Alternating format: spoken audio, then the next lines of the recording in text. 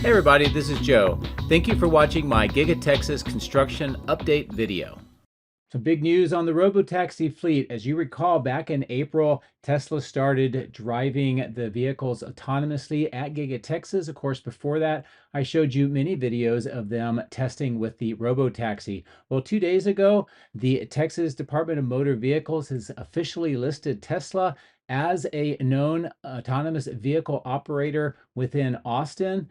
And with this official announcement, it's really great news because I know that we're all expecting the Robotaxi service to be announced very soon. Of course, that's been under development for quite some time. Tesla has put out these videos here that you see showing how that service would work, integrating with the app, and just doing a lot of testing around the site, and not just at Giga-Texas, but downtown in Austin, collecting a lot of data in real world to help prepare for this event. Now, the big news is that yesterday we saw the very first Robotaxi. It was a Model Y driving down in Austin. And as Elon said here, those are unmodified Tesla cars coming right off the factory. Any Tesla car can do this running the vehicle software that is being used for this Robotaxi fleet. And this is an image of that Robotaxi. You can see it, the emblem on the door. Now, Elon says that this is a new version of the current FSD software, but there will be a more advanced version of that coming out later on in the year in just a few months. And that's going to have 4.5 times the parameters, and it's going to require retraining of the entire FSD stack. And they're trying to do that so it says frugal with memory bandwidth and requirements for the computer system. So between now and the next few months, we're going to see Robotaxis slowly get more and more around Austin, and that software will be integrated into the vehicle. So really great news to hear about what is going on with Robotaxis and how this service beginning has now begun. Now, on top of that, just one more news item I want to cover in the intro. Tesla has now produced their 8 millionth vehicle. That was a Model Y at Giga Berlin just a few days ago. And congratulations to the entire worldwide team of Tesla. Some really big and important developments happening here in June. We're still waiting for that new lower cost vehicle. Hopefully we'll hear some word about that very soon. So with those updates, let's get the drone in the air. Let's fly around and see what Giga-Texas looks like today on this very big news day. If you would like to support my efforts, please consider using these links, which will be in the video description. If you are considering purchasing Starlink, I would recommend that you use my referral link at the bottom of the screen. Don't forget to hit the like and subscribe buttons on my YouTube video, as this helps as well. Thank you. My drones are ready and raring to go. Let's go flying over Giga-Texas.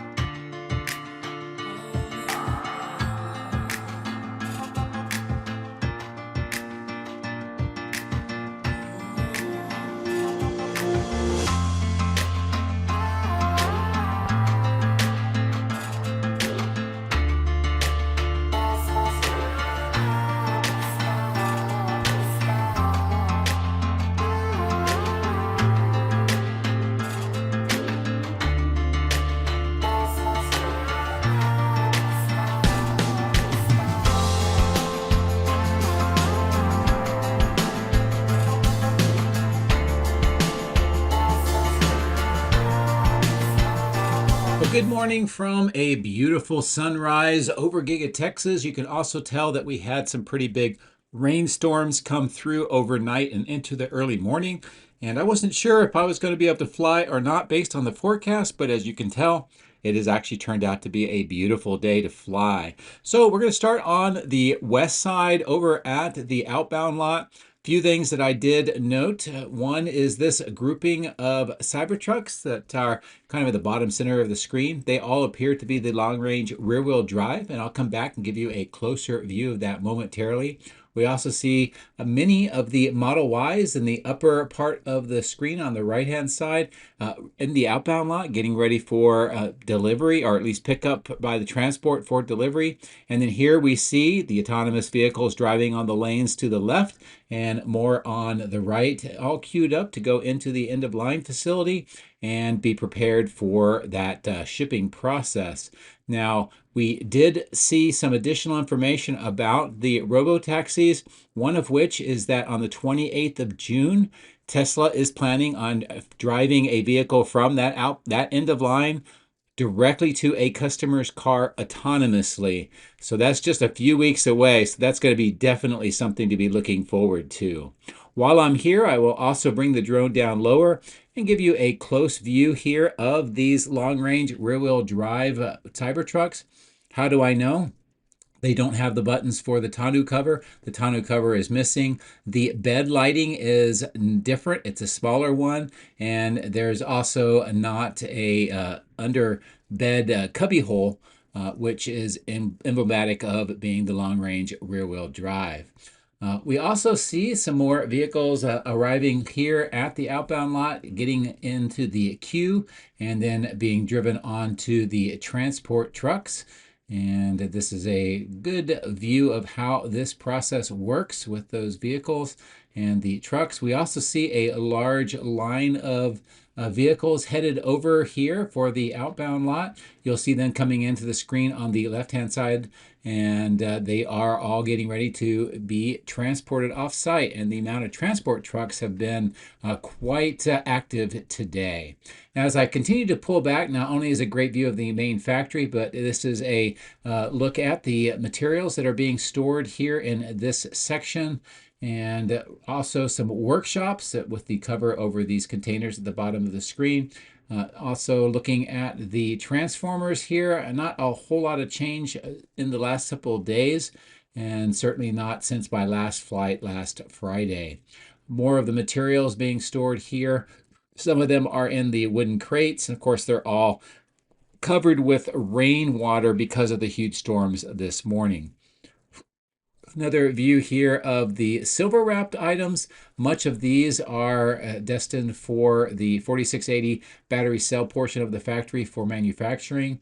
And just looking at what we see now versus what I showed you in my previous video, a bunch of items have already been moved over into the factory. So just a few days and that inventory changes. So we look across to that open earthwork section, a lot of ponded water, as you can tell, in those silt fences, and not a lot of other activity because of all of the mud, I would suspect. As I bring the drone back down, looking at where this tent is, some of the items that we saw being delivered on my previous video have been put on the left-hand side of the screen on the ground, and some of them have kind of a teal covering. In addition to that, this is the current look at transformers next to this large white tent. And I've had several viewers correct me in saying that that is not considered a sprung structure because sprung structure is a brand, and that is not the brand. So there you go. I did notice some more glass items in those crates and these black pipes being stored underneath the power lines, and of course waiting for their turn to be installed. As I fly over the West Warehouse on Wheels, I wanted to come back and get a closer view of some of the activity with the new vehicles on the east side of the outbound lot. And as I get in closer, what you'll see is kind of how the operations work. Vehicles coming in from the long line just to the west side of the end of line over to this area. They are queued up temporarily, and then others are driven over to the outbound lot. So they have some kind of a process here of getting the vehicles ready. And at some point, I'm expecting to see all of that being done autonomously too. And that'll be another big milestone. A lot of work here on the south end at the superchargers underneath those canopies. We saw many of the Model Ys exiting the south end of the end of line. We also see on this road a white and also another Model Y driving autonomously along this road over to those 4 lanes and getting ready for the end of line. If you look at the Cyber Tunnel, we're also going to be lucky enough to see a Cybertruck exiting today. And that is how the Cybertrucks drive themselves from the factory underneath that highway. You can actually see my Cybertruck on that highway berm where I'm flying from, and then over underneath to this cyber tunnel. As we go to the south, another view of this work on the caissons and some of the concrete liners. More of them are being delivered today. And of course, those are being pushed in through the bore. All is working towards the south underneath the Colorado River through one of that caisson on the south bank, and then to another caisson at the far reaches of this construction project. And it's kind of a far distance. I didn't want to fly there today with the drone just because of the time, but this is just a quick view down inside where one of those segments is getting ready to be pushed into the bore with those pistons. So I'll bring the drone up. We'll look across the highway, a nice view of that sunrise, and the sun is now above the horizon, crossing over the highway. Another view here of the factory. I'm going to fly along the south side, and we'll resume here momentarily.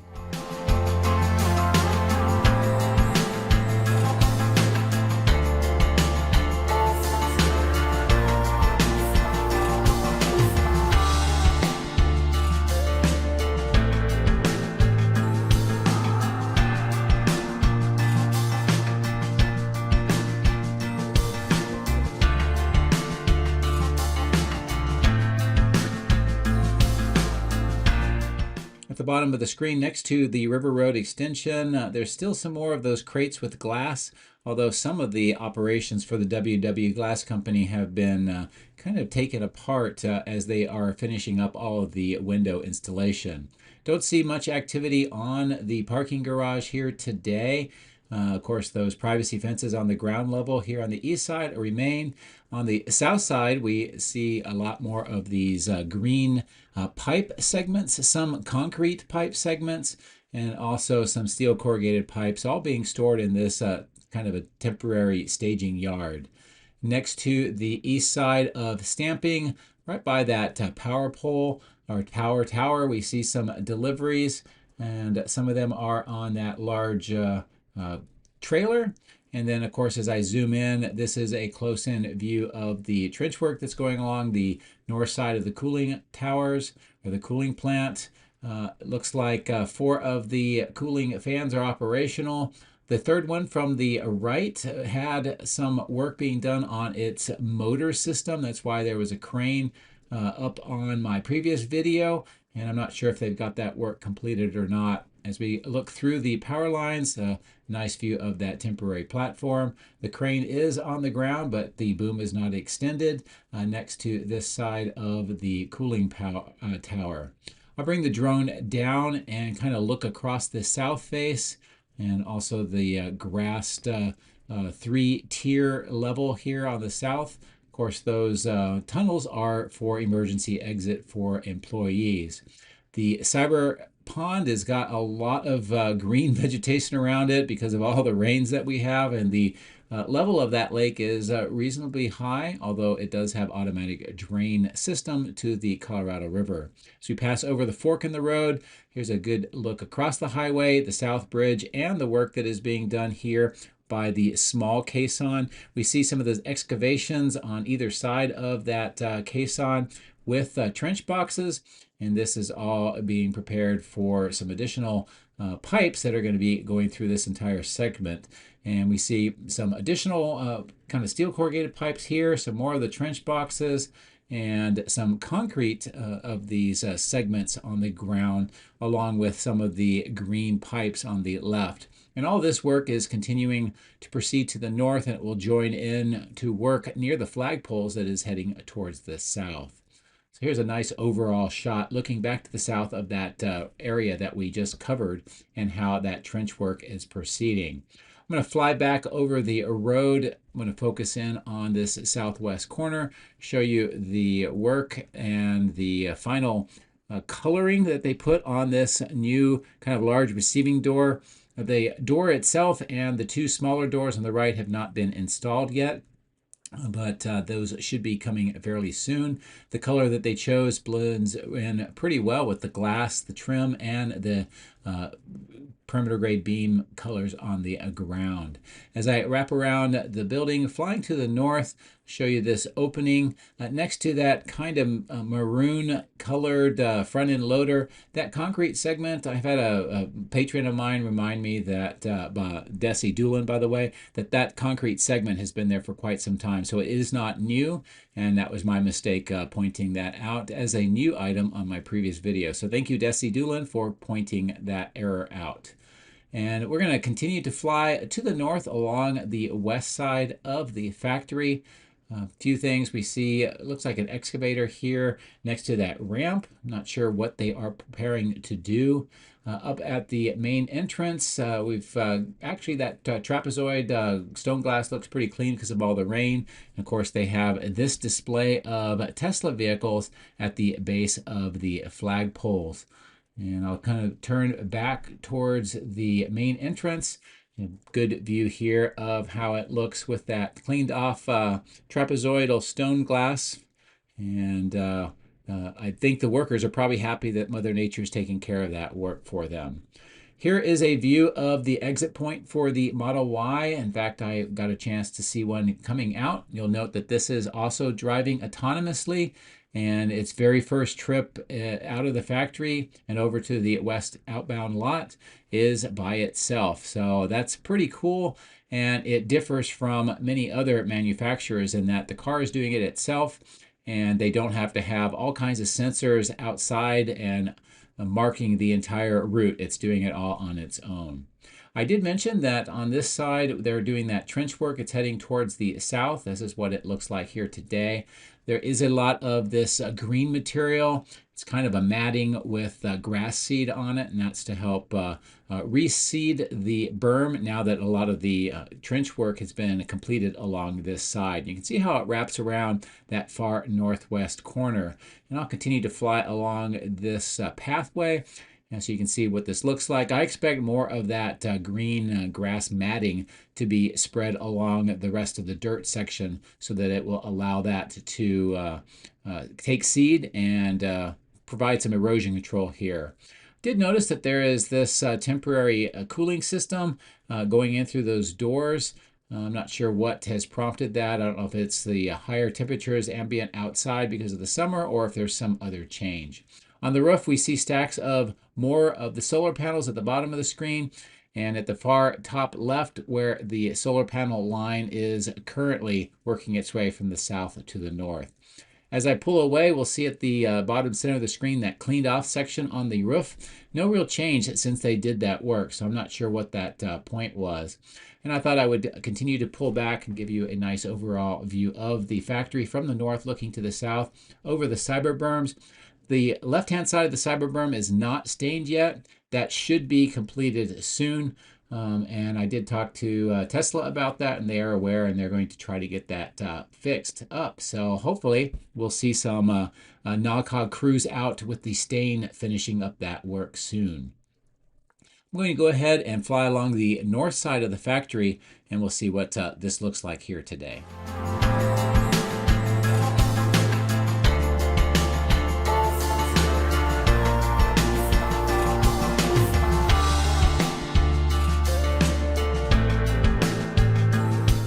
Here's a look at that new section with all the lines and, of course, the paint stands for the bumpers of the Model Y. Also, in the middle of the screen, we see that Cybertruck body in white still just hanging out here on the outside. Not sure why it's there. It's been there for several months. Looking at the casting, handling, and sorting lot, a lot of the rack mounts, about, I don't know, maybe a third of them filled with Cybertruck castings. The rest of them are empty. As we continue to fly towards the east side, looking down, we can see those Cybercab rear subframe castings still just stored here on the pallets. More of the old bumper paint stands on the left. Those have not left the site yet. And then on the right on those pallets are more of those Cybercab rear subframe castings.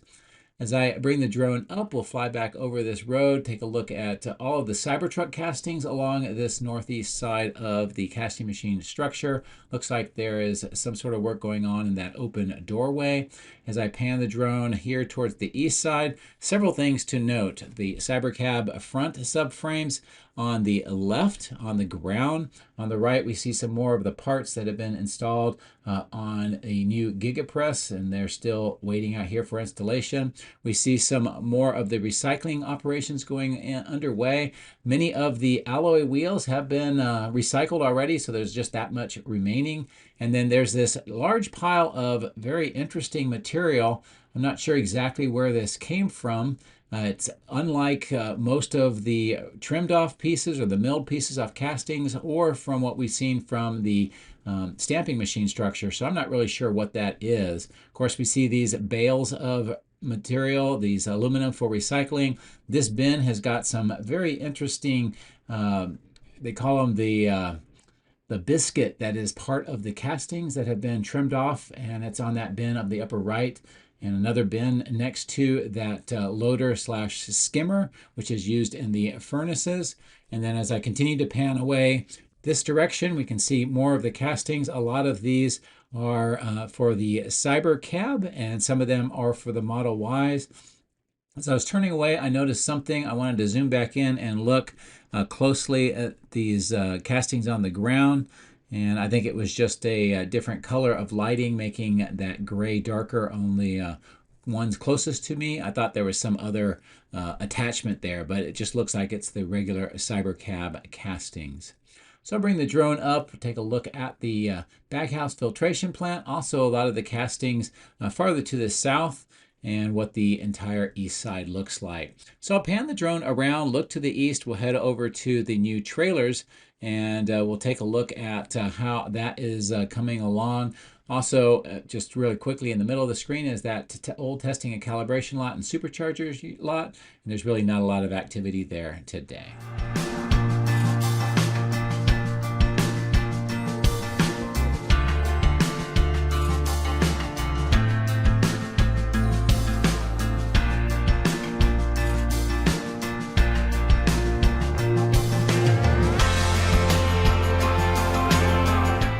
Notice next to Robotic Avenue, the trench work. It looks like it may be electrical conduit. We also see some concrete vaults there, and this leads up to the new trailers. The new trailers are going to allow for the Tesla temporary offices in the trailers you see in the upper right of the screen to be relocated here.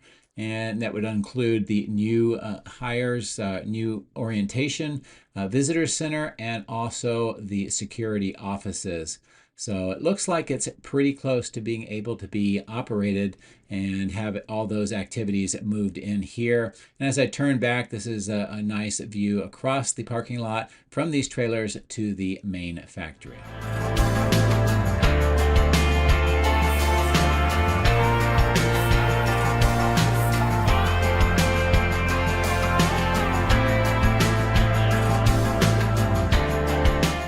The Megapack 2 site has had a lot of changes in activity today, not only with the underground stormwater management system that you see at the bottom center of the screen, but also the perimeter fencing.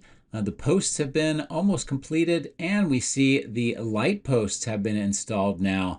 And this is getting much closer to the point where this is going to be ready for commissioning. Of course, they have to finish the perimeter fencing, and you can see some of that material on the ground, the workers preparing to install all of that.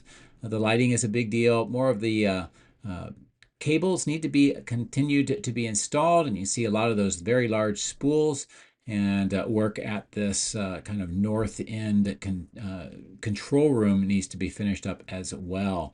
With the workers in view, you can get a good sense of the scale of the spools of the cable. And also, as I fly over, just a nice view of the work that's going on the cable trays down the middle.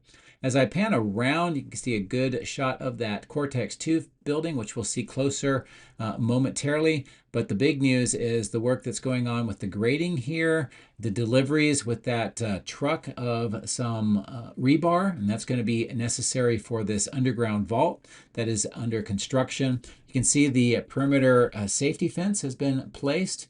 They have some form work going on the prepared surface, and two of those excavations. We'll also see the stairs that have been cut into the berms, and I think that's really cool how they do that. It makes it easy for the workers to get down into this area. And here's a close-in view of what that all looks like. What I expect next is we may see a moisture barrier. We'll probably see some of the rebar installed, and they'll prepare that with a mud base perhaps, and then we'll start seeing the slab and then the vertical walls. And that's actually a pretty deep vault. It's kind of hard to tell with the perspective here, but it's a pretty substantially underground system once that is completed. And of course, that duplicates what we see on the south end of the electrical switchyard. And next to that switchyard, right in the center of the screen, is where we're going to see the expansion, the twice as size of what it currently is now. We also note not only is the water detention pond full, but they are starting to put some grass seed spray along the berms for erosion control. Most of the roof has been installed now of Cortex 2. We just have some small sections on the north end remaining for that roof decking. And more materials and equipment have been cleared out between the structures here on the north end. As I continue to fly along the north end of the cathode plant, I'll turn back and just give you a nice overall view of many of the structures now and how this complex continues to change and how this entire site is starting to turn much more industrial than what it was before with all the trees and grasses and hills and ponds. As I bring the drone back down, a few other things I want to show you. The asphalt next to the wade pit looks like this part may be completed. They're bringing in some, concrete segments for some reason.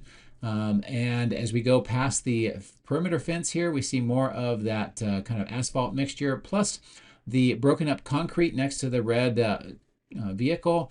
And there's a lot of people that think that may be just part of the test track here, and that's not going to be covered. Also, zoom in here, you can see some of the testing that's going on with this particular Model Y. And it looks like, since it's on the flying floor, that it may be prepared for a center post crash test, which would be mounted on the movable crash wall, which you will be able to see here momentarily just under the black curtains. And I don't know if I got down low enough, but if you just peer on there, just on the top, you can see that post that has been mounted there. That'll be part of that crash testing. The wade pit itself, or at least that small pit at the bottom, has the grates removed and they were stored nearby. As I maneuver to the south end of the die shop and the battery cathode plant, a couple of things that caught my eye. One is these deliveries that are underway here. This truck, with a red truck with the accordion trailer, is going to move over to the west side of the die shop. The truck driver is getting ready to do that, and I'll give you some views inside of the equipment. The other truck looks like it has steel studs for the construction of walls on the Cortex facility. As I bring the drone down here, we see another delivery taking place. In fact, the trailer is being removed and the truck driving to the north here. And near there, we see some replenishment of some materials here. And that is, looks like argon, perhaps, and that's being put into some of the system for this cooling plant, which serves both the die shop and the battery cathode plant. Speaking of the die shop, as I turn back, here's a nice view of some of the materials on the north end that are waiting for installation. And just as a reminder, there's been a lot of reconfiguration work just on the inside of the walls here in the die shop, right in the middle. And they've been preparing a brand new ground slab for some pretty substantial equipment.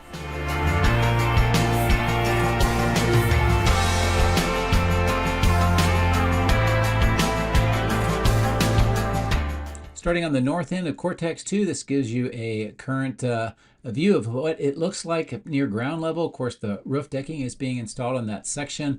We see it framed in doorways along the entire side, and also steel studs being applied for the walls, including a parapet wall. Of course, the parapet wall makes the building look like it's square without a pitched roof from the ground. More rebar cages are being assembled here. Not sure what this is for or where it'll be used, but it'll be something we can monitor. Maybe it's for the ground slab on the inside of the building.